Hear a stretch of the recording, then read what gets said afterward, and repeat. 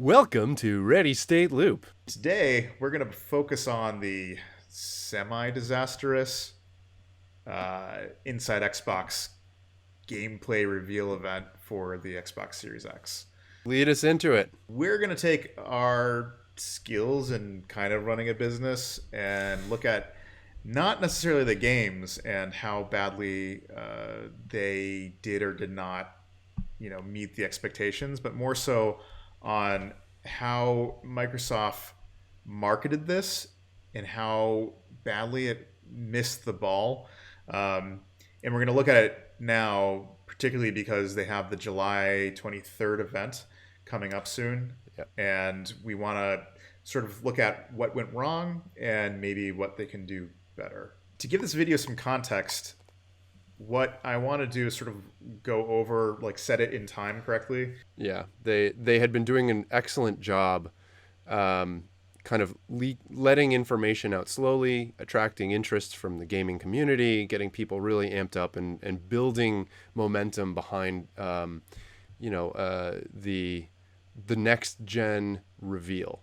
And they did that Right. through a series of videos and stuff all the way back to E3 2018. Isn't that right?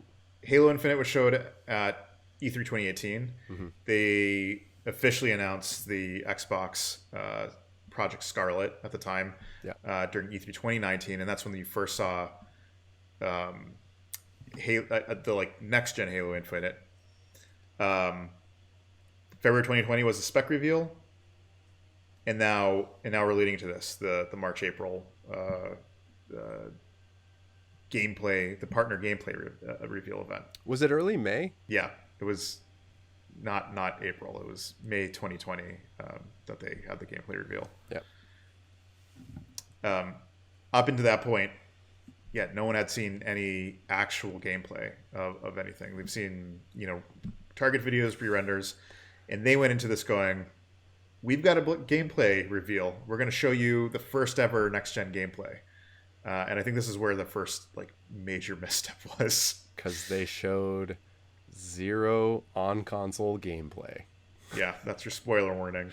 Yeah. They really I think that this is where we can get into it, right? Yeah. What happened with their marketing team where they went in strong going, hey, first gameplay, we're going to show you this stuff, and then just miss the mark so hard when they finally showed the actual gameplay stuff. The Damon Baker, he comes in strong going, everything you see will highlight in-game experience with actual gameplay captured in-engine to give you the best sense of what to expect from the Xbox Series X when it launches this year. So let's start talking about the actual videos, and I think we can start off with the first one, which was Bright Memory Infinite. Eric, what did you think about Bright Memory Infinite? So, we've talked a bit about this before filming, and I originally looked at it and said, yeah, that could be gameplay. I can see that being gameplay. But in our conversation, it became fairly clear that this was more of a target video. The way that certain animations of when the weapon moves to a certain location and the grappling beam fires out, it's just too on point. And there's no natural hand motion kind of shakiness in it. It's just too fluid. And then the transitions to the driving scene at the end, it's just too much going on to really track the eye, and understand as a player what you would do next or what your next goal is. It just seemed to be, this is what we're going for. Probably rendered in the engine that will be used for the game.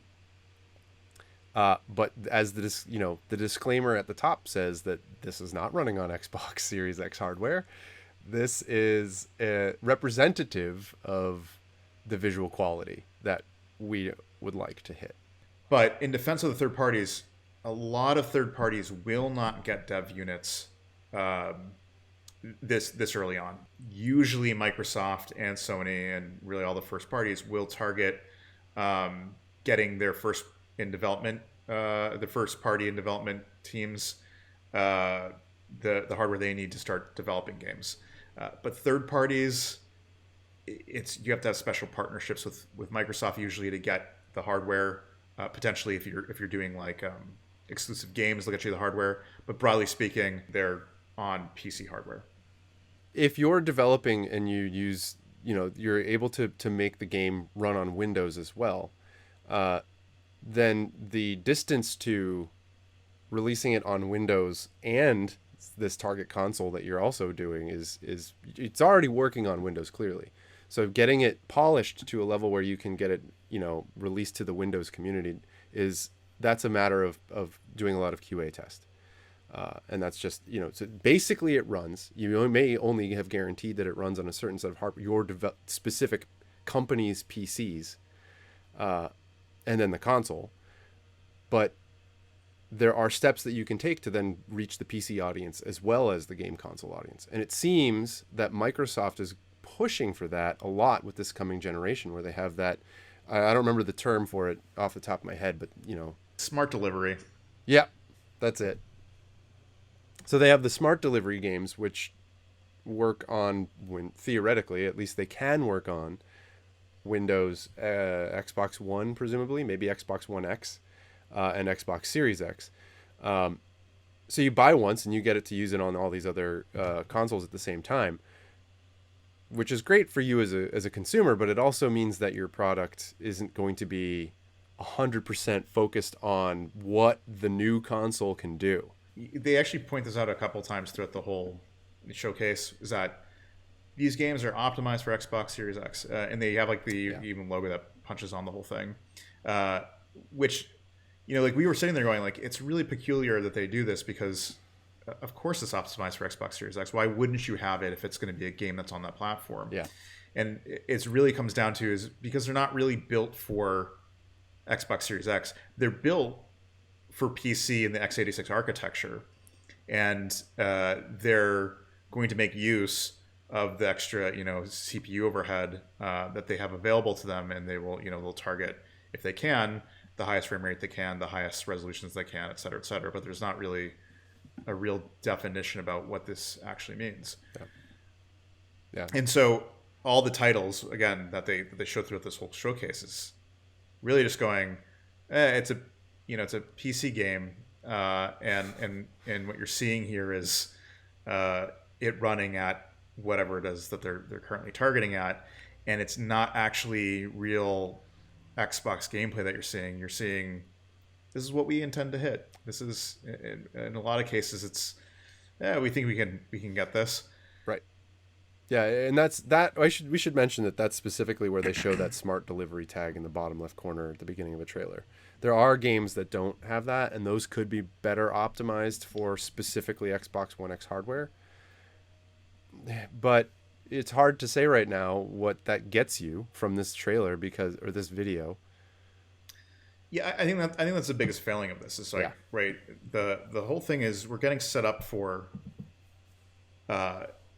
seeing next gen really for the first time. Yep.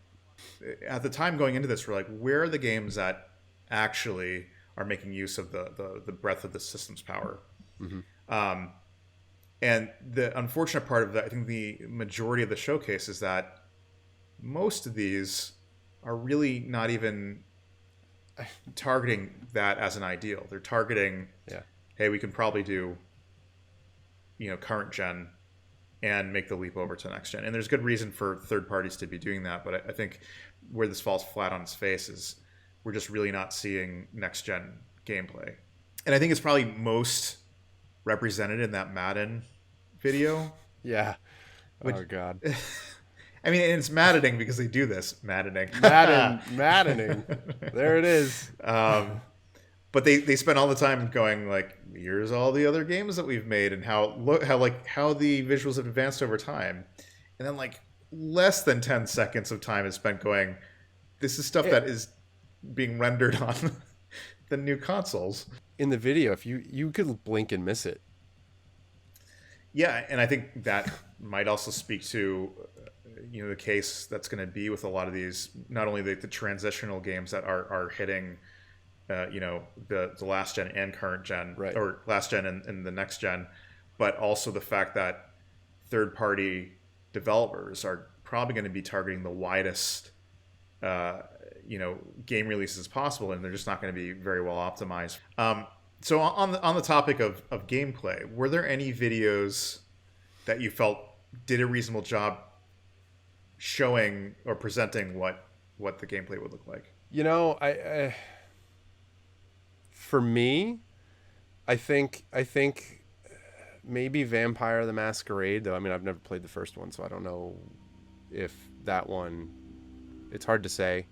I could see that a lot of that being like, okay, here's what the interactions I expect are, and Yakuza, to an extent. Yeah, that follow up clip that they showed. Right.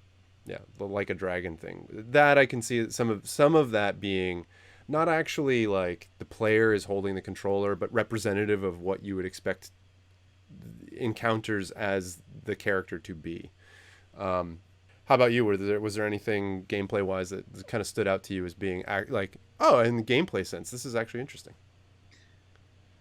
I mean, there's two sides of it, right? Which is there's stuff that's like, does this look next gen? And then there's the other part, which is like, does this look like gameplay? Because I feel like Dirt 5 probably fairly represents what the game is going to look like when you play it. It just doesn't look like a significant leap over what we're currently seeing in this last the end of the generation games that we're getting. Yep. In Yakuza, they actually break from like the weird sizzle reel that they gave you. Yeah. And then they go, here's what the game looks like being played, and they show the main character like doing 2 kicks. Yeah. Like, well, yeah, that looks like it's in game, but none of what they actually showed was like, okay, it looked higher resolution, it looked like it was running at a higher frame rate, but it didn't look like it was implementing anything like ray trace lighting or any fancy graphic effects that were just not possible on this last generation. So even the stuff that looks like gameplay still seems like it falls on its face from really being able to showcase what next generation graphics really look like. Right. I think there are 2 reasons for that. One being that this is the very beginning of the new generation. The developers just haven't had time to work with the new hardware and to really get their minds wrapped around it and to integrate what's possible into the engine. Second, all these titles are basically multi-platform. At least that's what they're going for. These are third-party titles. Third parties rarely are able to make a game big enough to make enough money to be worth it when there's a new console, because the initial shipment of consoles for the first 3-4 months is something, it might be as low as like 250 to 500,000 global. And then it takes a little while to get the user base built. So what do? Is they build the game cross-platform. They cross-gen, in fact, to make up the money. Right. And for them, that's the right choice, unless they're getting some payout from Microsoft or Sony to. That's right. To do it. I mean, like I think you can probably look at something like Ratchet and Clank that Sony showed off. Yeah. And Sony is probably investing a good chunk of money into that game. And they're probably knowingly taking the risk going, it doesn't matter that we're not going to be able to move enough copies of this to maybe get it paid back in the first year or so, but it is worth it for us to be able to show what the future of gaming looks like. Yep. And for that, they're going, yeah, we'll invest the $150 million to do the next Ratchet game, as long as it can showcase what games will look like. Yeah. Yeah, I mean that's effectively it's a console loss leader for them. I will say actually one more game to point out. Yep. That I think was the only game where it's like, this looks like real gameplay, and it looks like they're doing some things that are pushing the generation forward, and that was Second Extinction, which looked like they're using some type of raycast lighting or shadowing, because all the characters on screen were projecting real shadows. Not to say that wasn't capable before, but I think they showed that there was a dynamic light moving through the scene that was doing it, so that would be more than baked lighting at that point. Yeah, I mean they had the flashlight at one point, which did look actually much better than flashlights of Half-Life 2 era. Yeah, I think at like one of the establishment shots, it shows like the sun going down over the mountains. Okay. Yep. Um, so either way, that game looked great, and it looked like they were actually playing the game. So in a showcase full of what, like 10, 15 games, Yeah, one being the one that you can go, yeah, that actually looked like the game. it, it did. The fun part is another thing that actually kind of speaks to that makes me think, yeah, that actually does look like in-engine gameplay footage. Someone sat down to take, they had someone play the game a whole bunch, and then they interspersed clips of cutscenes with actual gameplay recording. Is the fact that there looks like there's two enemy types in the entire video. There's the raptors, and then there's this flying ship thing. Like outside of that, Yeah. they just use a lot of raptors, the same raptor over and over again, which is what you do when you're trying to show like early gameplay, for in engine. Like show us actual gameplay. Okay, we'll show you the one raptor we've got to like showable quality at this time. Like here's the one asset we've prepared. We'll just have to show it really quick. I think their biggest faux pas to transition to Assassin's Creed is, again, to set the time frame. Assassin's Creed had just shown off their cinematic trailer, and it looks really cool. You got Vikings raiding England, and it looks amazing. But you're like, that's none of that's gameplay. That's in-game cinematics or whatever. Yeah. And so no one's seen this game yet. And throughout this entire thing, where everybody's going, are we actually seeing gameplay? They're just like, they're going along the whole time like, just you wait. We're gonna have world premiere of Assassin's Creed Valhalla gameplay. So you're going, well, at least there's one game in here that I know, that I want to see. I know it's for next gen, and they're gonna show me something good. So what was your take on the Assassin's Creed Valhalla trailer? The Valhalla gameplay reveal, which, as we've talked about, was the perfect ending for this like total mess of a video, because it didn't have basically any of the video, the what's it called there, the gameplay. I was completely unimpressed. How about you? What were your thoughts on this when you saw it? On Valhalla? Yeah. I mean, the biggest issue again is like you go in and the first thing they start showing you is the game cinematics that we've all seen from what Ubisoft had released Previously like, I don't released, know, a yeah. week or so ago. Yep. Or before. They do manage to land the promise, which is let's show some in-game models, but when they do that, and like it's like 10 seconds embedded in between everything else. Yeah. It doesn't look particularly good. It's the in-game model doing like weird, action motions, and it's just like this is bad. It looks current gen. It looks like it could have been ripped out of Assassin's Creed 4 Black Flag.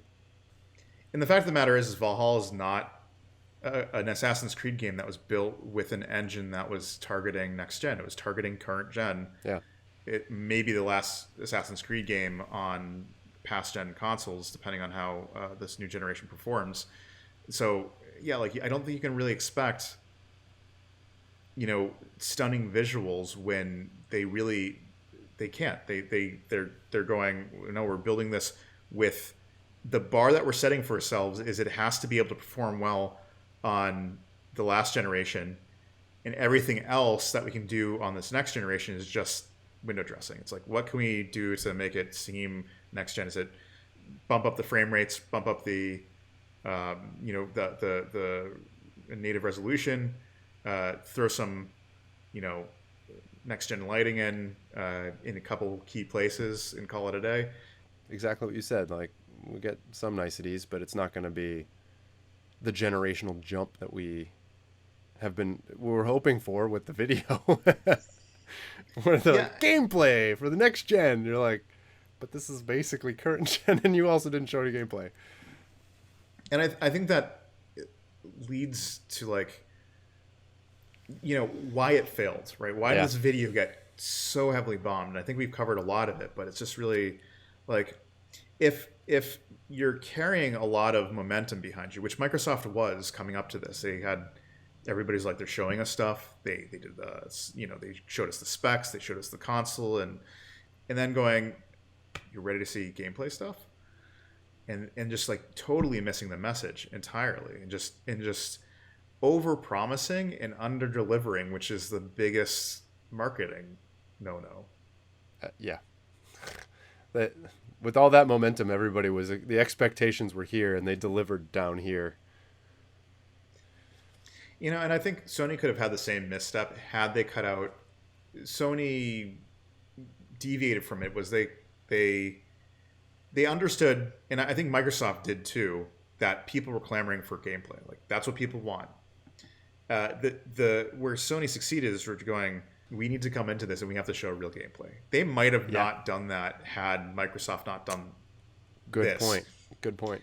But they came in strong and going like, let's just show someone playing Ratchet, and they delivered. They showed actual gameplay, and that gameplay showed significant improvements over what was capable or could have been done on the PS4. Clearly, the gaming population at this point has expectations, and we have to meet those or just not show anything. And to their credit, Sony's videos, for the most part, including the Spider-Man trailer, it says at the very end, it says footage captured on PS5. So it's not even just like this is the same disclaimer that Microsoft put on all these videos. It's an actual disclaimer that says this was done on PS5 hardware. I think the biggest thing that really was the trouble here was that going into this, they had the ability to set the language that Sony had to follow, right? Yeah. We're going to show you gameplay, and we're going to set the bar, how the conversation is going to be around this. Yeah, we get to set the bar. Yeah. The bar is real low. We just have to show a couple things and we're good to go.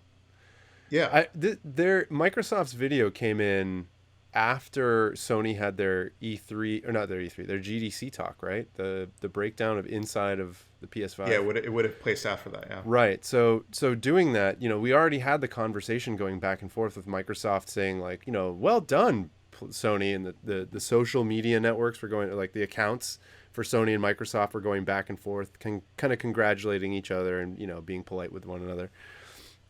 And I think there was someone on the Microsoft team that was talking about how they were talking up their CU count on their GPU and how that was a huge effect, and don't discount the total number of teraflops and whatever. And to me, this would have been the great time to shove it down Sony's throat and say, now what? Maybe they'll do that later this month in July at their next event. I think that's a good segue into the next point, which is like, why should they feel confident? Well, two things. First, they're going to have to struggle to do worse than their last showing. So at least we're not, fingers crossed, at least we're not going to be that bad. But second, they've now Sony has set the bar now. And they have a clear target as we have to at least hit this. So they know where the bar is. They can at least attack that. And on top of that, we're a couple months more, further down, closer to hardware release. Theoretically, those teams, their first party teams especially, should have access to the hardware and be able to take those videos. I think they're in a place of there's nowhere to go but up right now. Yeah.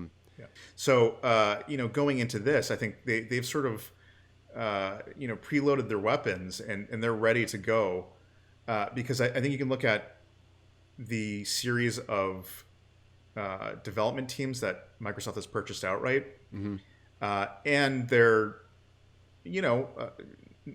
fairly good stable of properties that they have available to them. Yeah. Have been left alone for the past 2 years. Meanwhile, they're buying these companies. So I think it's reasonable to assume that some of their best properties, they can resurrect. And given that there hasn't been anything for the past 2 years, I would say that they're priming these companies that they've purchased and the companies that they have had since the Xbox original days. They're priming them to probably come out with some some I don't know, fan pleasing favorites that we haven't seen from in a while.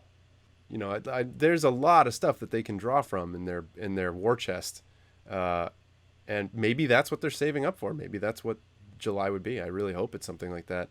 And I really do hope they focus on Xbox Series X exclusives. I don't want to. I know that they're Microsoft. They own Windows, or that's their platform as well. I get it. I get that it's nice to have things that work cross-platform, but losing out on the optimizations and being able to push gaming forward, as much as you can by focusing on. That's the nice thing about consoles. You can literally focus on the one thing. Being a first party, you are supposed to focus on the one thing. And I hope that that's, if they do resurrect these first party titles from their war chest, that they do focus on that aspect of it. Yeah. And I'd personally like them to stop like burying Gears and Halo with just the amount of sequels. Yes. Because I mean, if I can't honestly say I've played Gears since Gears 3, and I haven't played Halo since Halo 4, but nothing from what was reviewed says like I gotta play these games. Yep. And they have Fable for one. It's just like let's ignore the weird Connect thing that they did. Yeah. But Fable is like an amazing RPG, and they've done nothing. I mean, they Lionhead was dissolved or consolidated, whichever one it was, but that was gone. And here they're sitting on this like awesome property that I think really proved itself during the 360, and just haven't brought it back since. Perfect Dark, some of the rare games that are in their IP collection that we haven't heard anything from.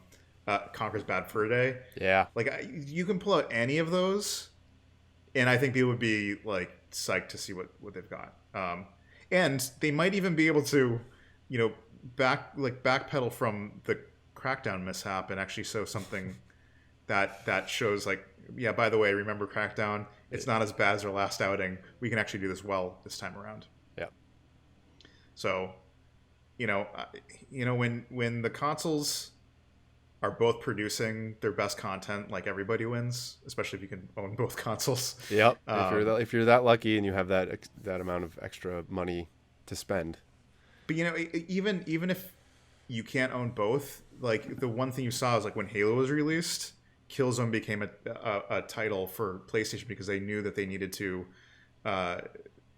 push the PlayStation 2 forward. Yep.